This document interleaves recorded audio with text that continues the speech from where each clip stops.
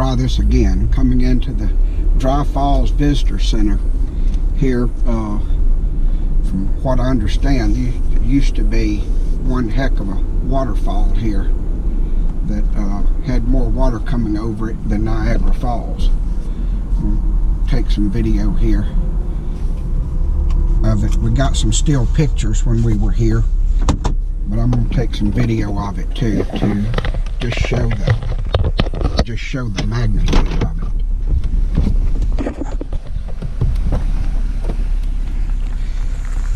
Probably not going to edit out anything getting in and out of the truck or the Jeep. As you know, you get raw footage from us.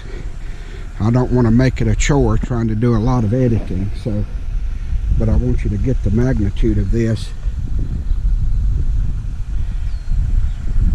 I've never been to the Grand Canyon. I've only seen pictures, but this kind of reminds me of what I would picture to be similar to the Grand Canyon, maybe Washington State style. When I get back in the Jeep, there is a transmission on AM 1580 about this area in the Coulee area here in Washington State. I will leave the video running as I drive along, and I'll let that narrate, because it can certainly do a better job than I can. I don't know if you can see the boat down there in the quarry in the water and just how small it is, so it kind of gives you an idea of just how high up that we are.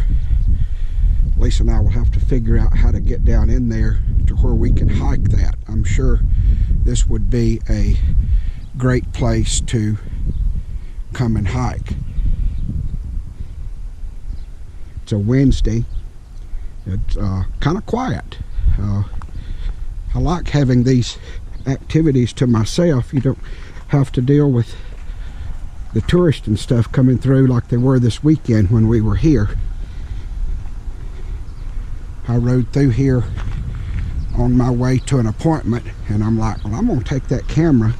If I can get through where we were at, I'm going to video this where everyone can see. So that's what I'm doing. Okay, I'm going to pull out of here, and I'm going to turn the radio up and let the narration from the visitor center on AM radio do some narration while we drive through here, and it'll give you some information about this area. And I'm certainly, they can do it a lot better than I can. So wherever we are in that transmission, here it starts. Be sure to visit nearby Sun Lakes Dry Falls State Park, the Dry Falls Visitor Center, and Steamboat Rock State Park to learn more about the amazing story of the Ice Age floods. Enjoy the many recreational and interpretive opportunities along Grand Coulee, including state parks, wildlife refuges, national forests, and local museums. Thank you for listening. Have a safe journey. Welcome to Coulee Corridor National Scenic Byway. You will find many recreational and interpretive opportunities along its route, including state parks, wildlife refuges, national forests, and local museums. Grand Coulee contains a unique mosaic of habitats, from soaring cliffs to sheltering wetlands. A refuge from the desert-like environment of eastern Washington, Grand Coulee offers many opportunities to hike, swim, boat, fish, camp, and watch wildlife. The chain of beautiful lakes at Sun Lakes Dry Falls State Park is an important breeding ground for waterfowl. You can often see American fruit, common goldeneye, and green-winged teals there. Many other birds use the lakes for resting and feeding on their annual migrations, including sandhill cranes and tundra swans. Stop by the Dry Falls Visitor Center and learn about the amazing Dry Falls and the powerful Ice Age floods that created it.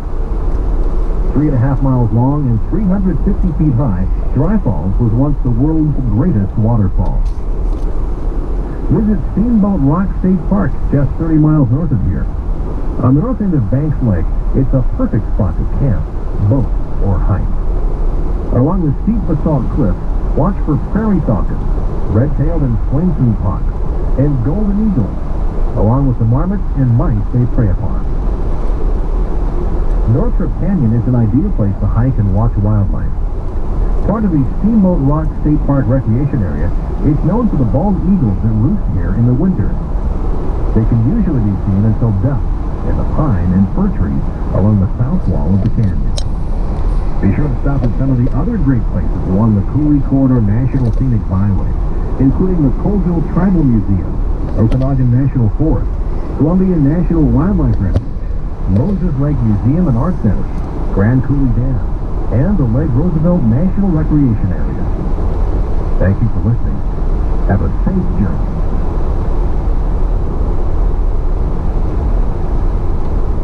You are driving along the path of some of the largest floods ever known. During the Ice Ages, a series of cataclysmic floods swept across eastern Washington. Powerful floodwaters filled this steep canyon called Coulee, deep into the bedrock, including the largest of them all, Grand Coulee. You are now in the Grand Coulee. What caused these powerful floods? A massive lobe of ice blocked the Clark Fork River in Idaho, damming the river and creating an enormous lake called Glacial Lake Missoula. Periodically, this ice dam failed, sending billions of tons of churning water, ice, and mud racing across eastern Washington at speeds up to 60 miles per hour. Grand Coulee is a testament to the awesome power of water. Grand Coulee is actually two separate coulees, Upper and Lower Grand Coulee. Together, they are about 50 miles long, up to 800 feet deep, and more than 1 mile wide in some places. You can travel the length of Grand Coulee along the Coulee Corridor National Scenic Byway and see some of the amazing features created by the Ice Age floods. Visit the Dry Falls Visitor Center and Sun Lakes Dry Falls State Park to see what was once the world's greatest waterfall. At 3.5 miles long and 350 feet high, Dry Falls would dwarf Niagara Falls today if water still flowed over it. When the last Ice Age ended, floodwaters no longer swept through Grand Coulee, leaving this waterfall high and dry.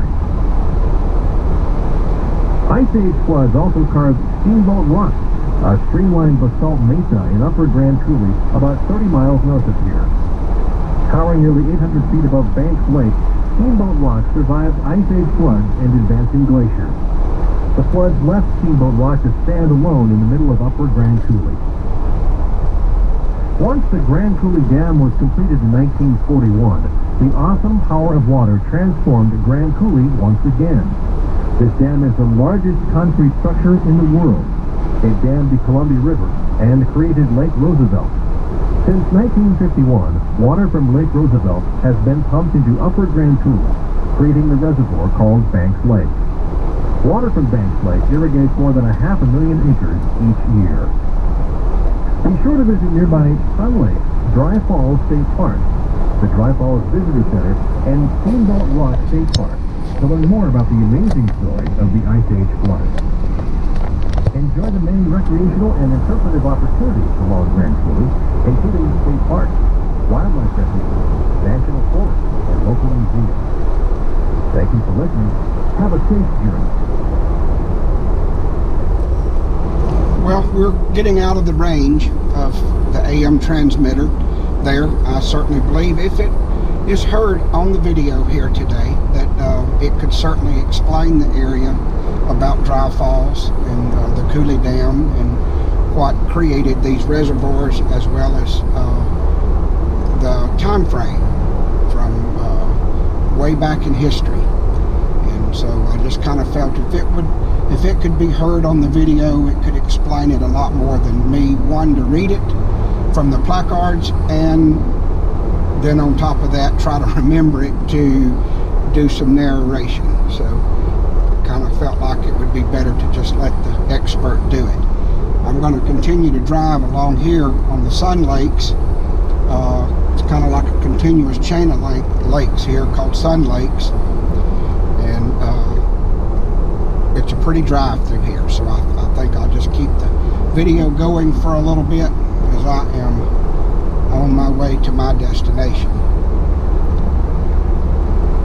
I'll try to get this uploaded tonight on YouTube, and then put a link to it on Facebook and the web page tonight when I get in, or tomorrow. I will be working from the motorhome tomorrow, so if I don't get it done tonight, I certainly will have time to do it tomorrow.